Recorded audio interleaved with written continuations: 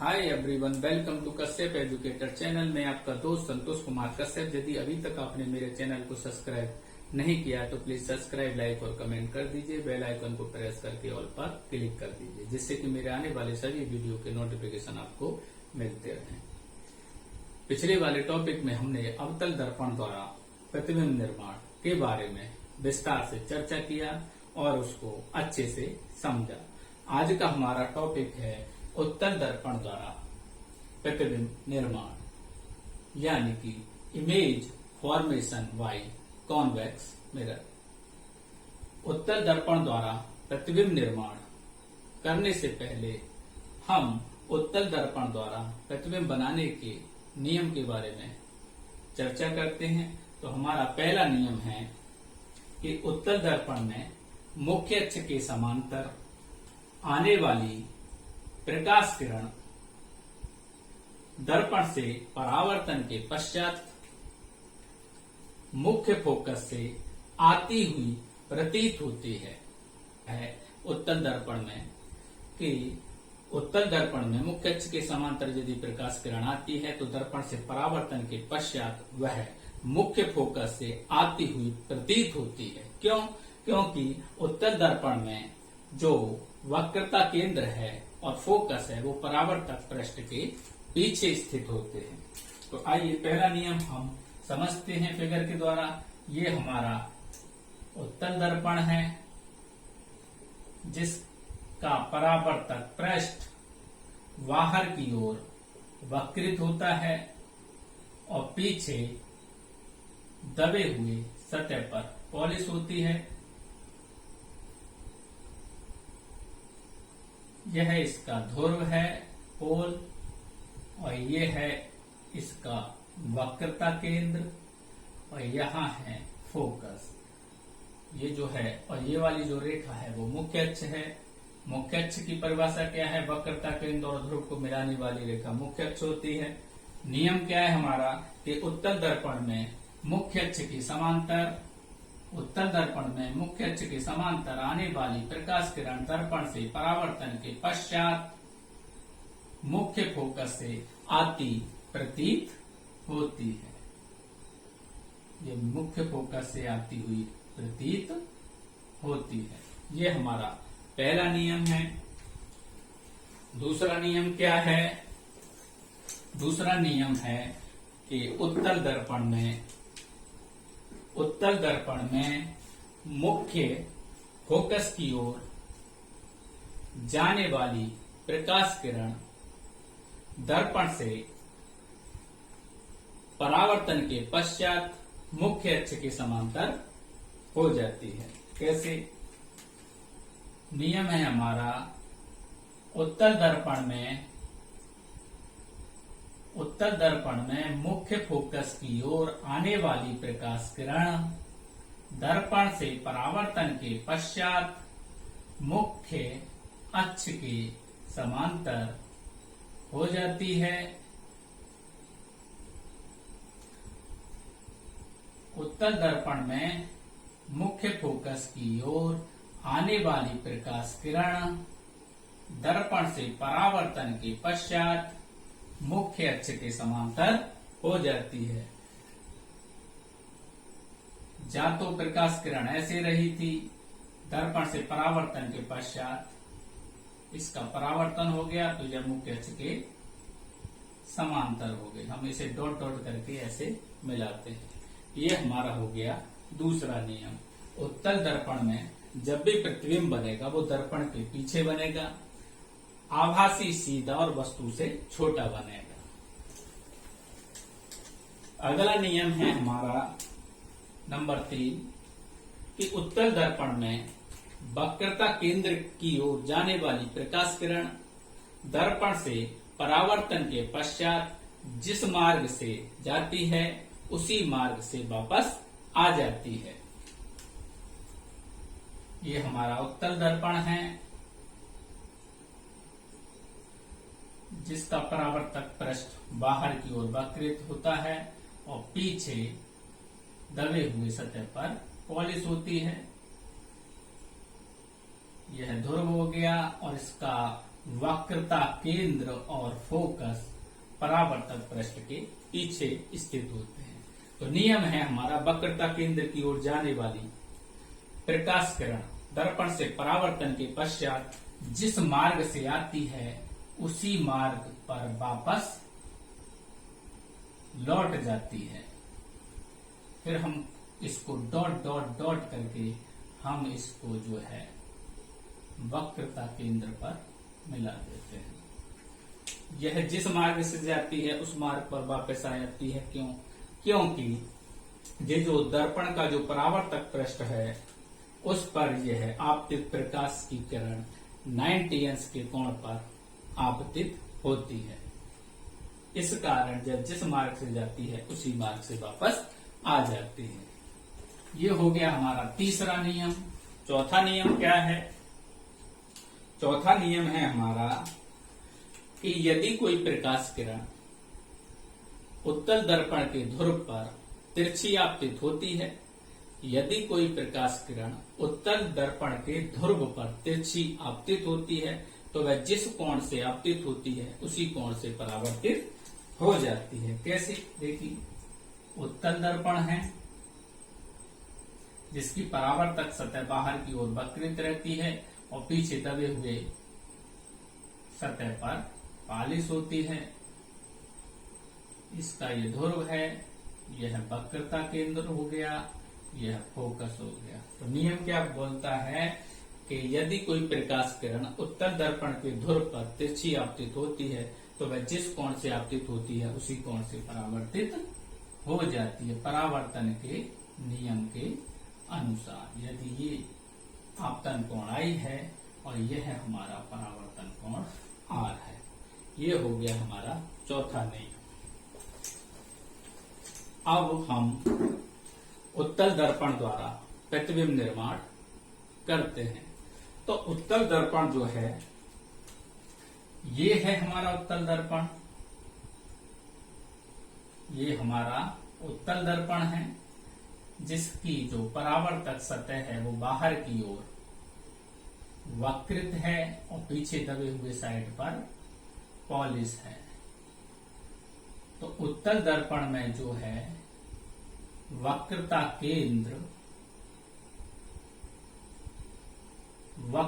केंद्र और मुख्य फोकस जो है परावर्तक पृष्ठ के पीछे स्थित होते हैं। तो उत्तल दर्पण में हम जो है वस्तु को केवल दो स्थितियों में ही रख सकते हैं। कहां कहां? एक तो हम वस्तु को रख सकते हैं नंबर एक तो हम वस्तु को रख सकते हैं अनंत पर। नंबर एक तो हम वस्तु को रख सकते हैं कहां? अनंत पर। ये अनंत पर रखती है वस्तु। और दूसरा हम वस्तु को रख सकते हैं अनंत और ध्रुव के बीच। तो इन दो स्थितियों में हम उत्तल दर्पण द्वारा प्रतिबिंब निर्माण करना सीखेंगे। उत्तल दर्पण में हम केवल वस्तु को दो ही स्थिति में रख सकते हैं। एक वस्तु को अनंत पर रख सकते हैं और एक अनंत और ध्रुव के बीच रख सकते हैं। क्यों? क्योंकि इसका जो फोकस है और वक्रता केंद्र है वो परावर्तक पृष्ठ के पीछे स्थित होता है। तो सबसे पहली हमारी स्थिति है कि जब हमारी वस्तु अनंत पर स्थित हो। नंबर एक, जब वस्तु अनंत पर स्थित हो तो बनने वाला जो प्रतिबिंब है कहां बनेगा, कैसा बनेगा और उसकी प्रकृति क्या होगी। तो एक चीज हमेशा याद रखिए कि उत्तल दर्पण जब भी प्रतिबिंब बनाएगा, उत्तल दर्पण जब भी प्रतिबिंब बनाएगा वो हमेशा दर्पण के पीछे बनाएगा, आभासी और सीधा बनाएगा। और हमेशा याद रखिए कि उत्तल दर्पण द्वारा जो प्रतिबिंब बनेगा आभासी और सीधा वो हमेशा वस्तु से छोटा होगा। अवतल दर्पण में क्या होता था कि अवतल दर्पण जब प्रतिबिंब बनाता था आभासी और सीधा केवल एक स्थिति में बनाता था, जब हम वस्तु को फोकस और ध्रुव के बीच रख सकते थे। तो उस स्थिति में जो प्रतिबिंब बनता था वो आभासी और सीधा बनता था। तो अवतल दर्पण में वहां जो प्रतिबिंब बनता था वो हमेशा वस्तु से बड़ा बनता था। यहाँ क्या होगा कि उत्तल दर्पण जो प्रतिबिंब बनाएगा हमेशा वो आभासी सीधा और वस्तु से छोटा बनाएगा, बड़ा नहीं बनाएगा, बड़ा अवतल दर्पण बनाएगा, उत्तल दर्पण छोटा प्रतिबिंब बनाएगा। तो पहली स्थिति जब वस्तु अनंत पर रखी हो तो उसके द्वारा प्रतिबिंब कैसे बनेगा। जब वस्तु अनंत पर रखी हो तो अनंत से जब प्रकाश किरण चलती हैं तो वह हमेशा मुख्य अक्ष के समांतर जाती हैं। अनंत से जो भी प्रकाश किरण दर्पण की ओर आती है वह मुख्य अक्ष के समांतर आती है। तो अनंत पर हमारी वस्तु रखी है, इससे जो प्रकाश किरण आएगी वह मुख्य अक्ष के समांतर आएगी और दर्पण से जब वो टकराएगी तो उसका परावर्तन ऐसे होगा। क्यों? क्योंकि यह किरणों, ये उत्तल दर्पण जो है अपसारी दर्पण है, जलन से आने वाली प्रकाश किरणों को फैलाता है। ये बॉल टाइप है, इसकी जो परावर्तक सतह है बाहर की ओर वक्रित है, इसलिए यह किरणों को फैलाएगा। अब उत्तल दर्पण में जब मुख्य अक्ष के समांतर प्रकाश किरण आती है, दर्पण से परावर्तन के पश्चात यह मुख्य फोकस से आती नहीं है, आती हुई प्रतीत होती है। तो एक प्रकाश किरण हम ऐसे जाएगी, दूसरी प्रकाश किरण भी जब अनंत से आएगी तो वह भी मुख्य अक्ष के समांतर ही आएगी और दर्पण से टकराने के पश्चात उसका परावर्तन भी ऐसे हो जाएगा। फिर हम क्या करेंगे, इसको डॉट डॉट करके हम आभासी रूप से बनाएंगे। आभासी प्रतिबिंब के बारे में भी हम आपको बता चुके हैं कि आभासी प्रतिबिंब हमेशा दर्पण के पीछे बनता है और हमेशा सीधा बनता है। तो आभासी रूप से हमने ये रेखाएं जो है यहाँ पर मिलाई हैं, तो यहाँ ये जो प्रतिबिंब बना है वह फोकस पर बना है। तो हम लिख सकते हैं कि उत्तल दर्पण में अनंत पर रखी वस्तु का प्रतिबिंब मुख्य फोकस पर बनता है, मुख्य फोकस पर बनता है, दर्पण के पीछे बनता है, आभासी सीधा और वस्तु से छोटा बनता है। ये हो गई हमारी पहली स्थिति। दूसरी स्थिति क्या है? दूसरी स्थिति है जब वस्तु अनंत और ध्रुव के बीच रखी हो तो उसके द्वारा प्रतिबिंब कैसे बनेगा। ये हमारा उत्तल दर्पण है,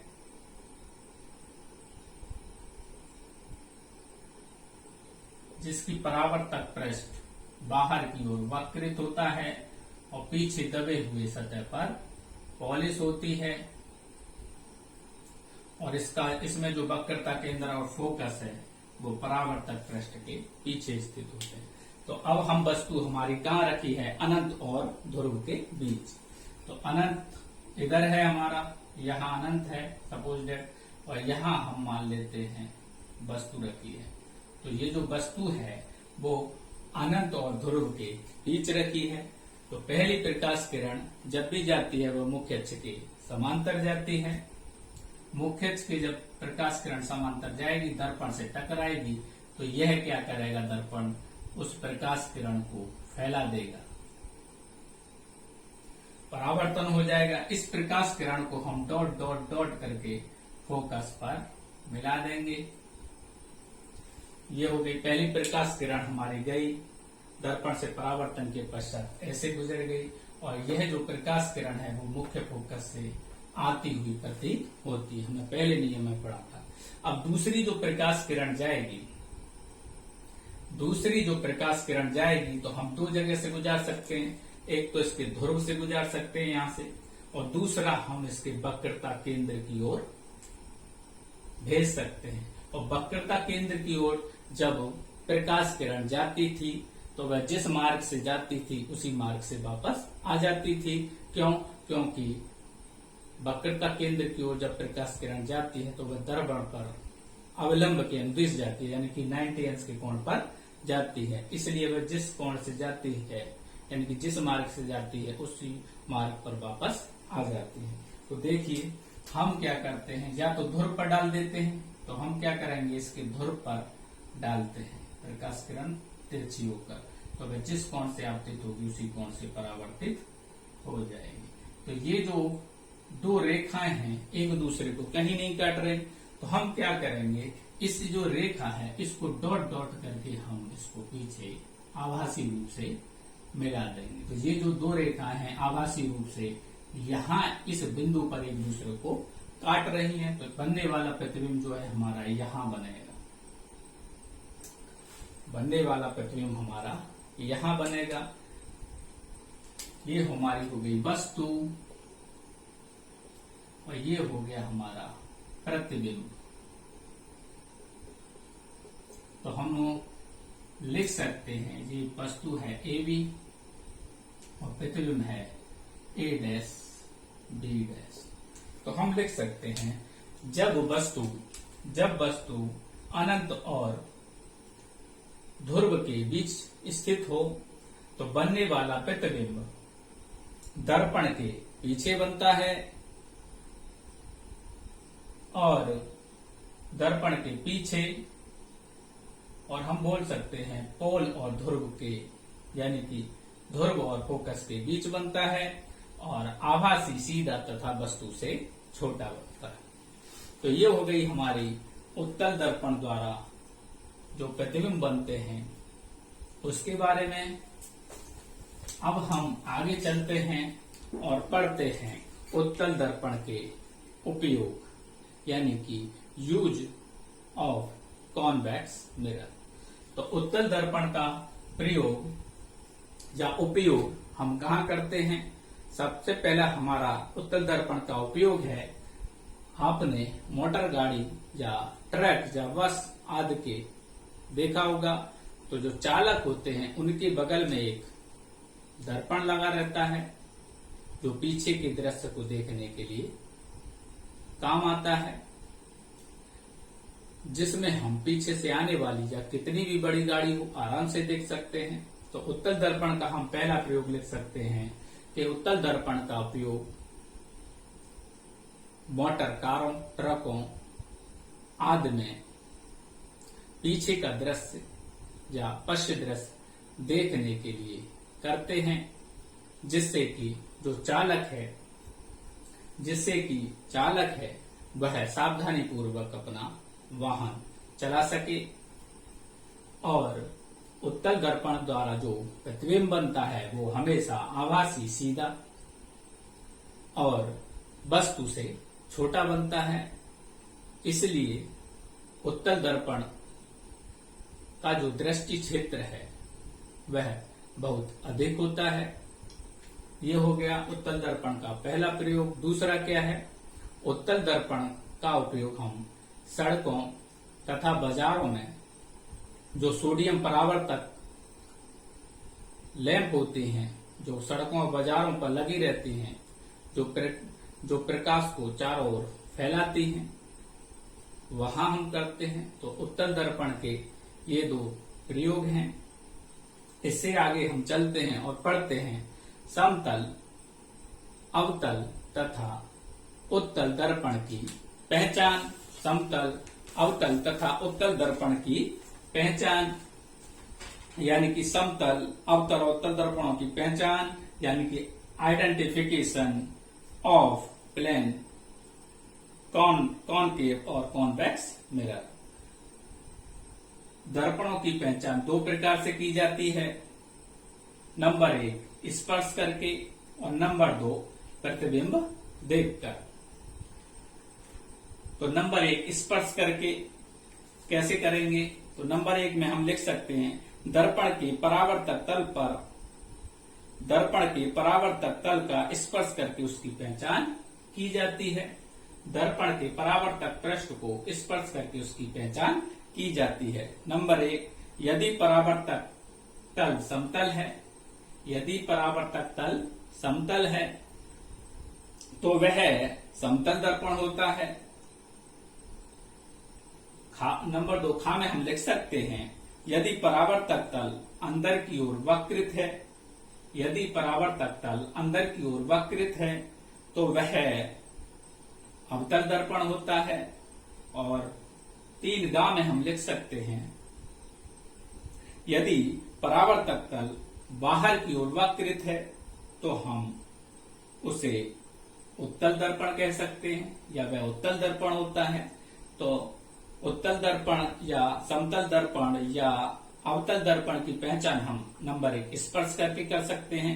यदि दर्पण का जो परावर्तक पृष्ठ है या तल है वह समतल है तो वह समतल दर्पण हो गया, और यदि परावर्तक तल अंदर की ओर वक्रित है तो वह अवतल दर्पण हो गया। यदि परावर्तक तल बाहर की ओर वक्रित है तो उत्तल दर्पण हो गया। और नंबर 2 हम प्रतिबिंब देखकर, यानी कि प्रतिबिंब देखकर भी हम समतल, अवतल और उत्तल दर्पण की पहचान कर सकते हैं। समतल दर्पण की पहचान कैसे करेंगे? नंबर 1, यदि किसी दर्पण द्वारा बनने वाला प्रतिबिंब, यदि किसी समतल दर्पण द्वारा बनने वाला प्रतिबिंब आभासी, सीधा और वस्तु के बराबर है तो वह दर्पण जो है समतल है। नंबर 2, यदि बनने वाला प्रतिबिंब वास्तविक, उल्टा तथा वस्तु के बराबर, वस्तु से छोटा या वस्तु से बड़ा बने, जैसे अवतल दर्पण में हमने पढ़ा था। और एक स्थिति में यदि वस्तु को हम दर्पण के पास रखें तो बनने वाला प्रतिबिंब आभासी, सीधा और वस्तु से बड़ा बने तो वह दर्पण कौन सा होगा? अवतल दर्पण होगा। अगली स्थिति में हम बोल सकते हैं कि यदि प्रत्येक स्थिति में दर्पण द्वारा बना प्रतिबिंब आभासी, सीधा और वस्तु से छोटा हो तो वह कौन सा दर्पण होगा? उत्तल दर्पण होगा। तो इस प्रकार हम समतल, अवतल तथा उत्तल दर्पण की पहचान कर सकते हैं। अगला हमारा आ गया संयुग्मी फोकस। अगला पॉइंट है हमारा संयुग्मी फोकस। क्या होता है संयुग्मी फोकस? संयुग्मी फोकस की परिभाषा कैसे देंगे? तो संयुग्मी फोकस होता है, संयुग्मी फोकस उन दो बिंदुओं को कहते हैं जिनमें एक बिंदु पर रखी वस्तु का वास्तविक प्रतिबिंब दूसरे बिंदु पर बनता है। संयुग्मी फोकस हम उन दो बिंदुओं को कहते हैं जिनमें एक बिंदु पर रखी वस्तु का वास्तविक प्रतिबिंब दूसरे बिंदु पर बनता है। और अवतल दर्पण में संयुग्मी फोकस संभव है, जबकि उत्तल दर्पण में नहीं। क्यों? क्योंकि उत्तल दर्पण हमारा आभासी, सीधा प्रतिबिंब बनाता है, आभासी और सीधा प्रतिबिंब बनाता है। यदि हम वस्तु को प्रतिबिंब के स्थान पर रखेंगे तो परावर्तन नहीं होगा। तो जो संयुग्मी फोकस है वो अवतल दर्पण में संभव है, उत्तल दर्पण में नहीं। कैसे? आइए समझते हैं। जैसे सपोज दैट हमारा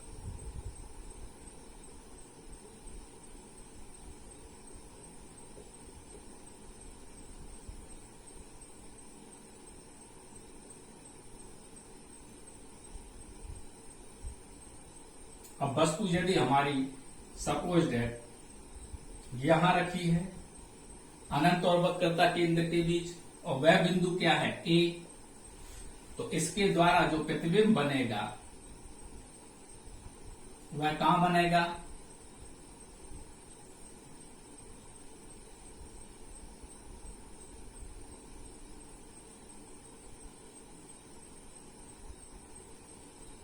यहां बनेगा। अनंत और वक्रता केंद्र के बीच यदि वस्तु रखी है तो प्रतिबिंब हमारा वक्रता केंद्र और फोकस के बीच बनता है। ये बिंदु ए है और ये बिंदु मान लेते हैं ए डैश है। तो ये जो दो बिंदु हैं एक दूसरे के संयुग्मी हैं। क्यों? क्योंकि यदि प्रतिबिंब के स्थान पर हम वस्तु को रखते हैं, यदि वस्तु को हमने यहां रख दिया दर्पण के सामने, तो क्या होगा? इससे जब प्रकाश किरण जाएगी दर्पण से टकराएगी तो मुख्य फोकस से होकर गुजर जाएगी, और एक प्रकाश किरण यदि हम इसके फोकस से गुजारेंगे तो दर्पण से टकराएगी और मुख्य अक्ष के समांतर हो जाएगी। तो जो हमारा प्रतिबिंब है वो यहां बनेगा। तो संयुग्मी फोकस हम ऐसे दो बिंदुओं को कहते हैं जिनमें एक बिंदु पर रखी वस्तु का वास्तविक प्रतिबिंब दूसरे बिंदु पर बनता है। यदि हम यहाँ पर वस्तु रखें तो प्रतिबिंब यहाँ बनता है। अब प्रतिबिंब के स्थान पर यदि हम यहाँ वस्तु को रख दें तो इसका प्रतिबिंब यहाँ बनेगा। तो यह ए और ए डैश एक दूसरे के संयुग्मी हैं, एक दूसरे के क्या हैं, संयुग्मी।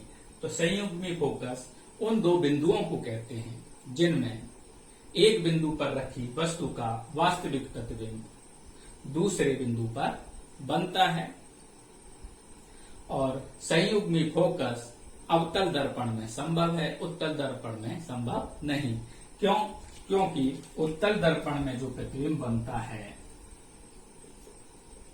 वह हमेशा आभासी और सीधा होता है।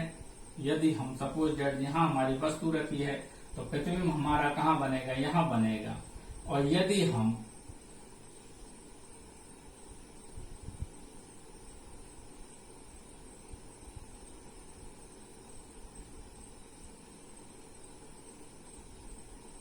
यहां बनता है प्रतिबिंब, तो उत्तल दर्पण में जो प्रतिबिंब बनता है वह आभासी और सीधा बनता है। यदि हम प्रतिबिंब को वस्तु के स्थान पर रखें तो परावर्तन ही नहीं होगा। परावर्तन कहाँ होगा?